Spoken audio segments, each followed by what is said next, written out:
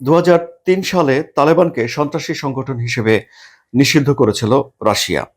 তবে এই চলতি বছরের এপ্রিলে এসে রাশিয়া সেই নিষেধাজ্ঞা তুলে নিয়েছে এবং রাশিয়া এখন মনে করে যে আফগানিস্তান থেকে শুরু করে মধ্যপ্রাচ্য পর্যন্ত যে বিস্তৃত জায়গা আছে সেই জায়গাতে সন্ত্রাসবাদের বিরুদ্ধে লড়াই করতে হলে আফগানিস্তানকে রাশিয়ার বন্ধু হিসেবে পাশে রাখা লাগবে। কারণ 2024 সালের মার্চ মাসে মস্কোর উপকণ্ঠে একটা কনসার্ট হলে বন্দুকধারীদের গুলিতে 149 জন মানুষ মারা গিয়েছিলেন। ঘটনা মনে আছে আপনাদের নিশ্চয়ই। এবং সেই ঘটনায় ইসলামিক স্টেট বা আইএস এই হামলার দায় স্বীকার করেছিল। তখন যুক্তরাষ্ট্রের কর্মকর্তারা জানিয়েছে যে তাদের কাছে যেসব গোয়েন্দা তথ্য রয়েছে সে অনুযায়ী আইএস এর আফগানিস্তান ভিত্তিক শাখা ইসলামিক স্টেট খোরাসান এই হামলার জন্য দায়ী।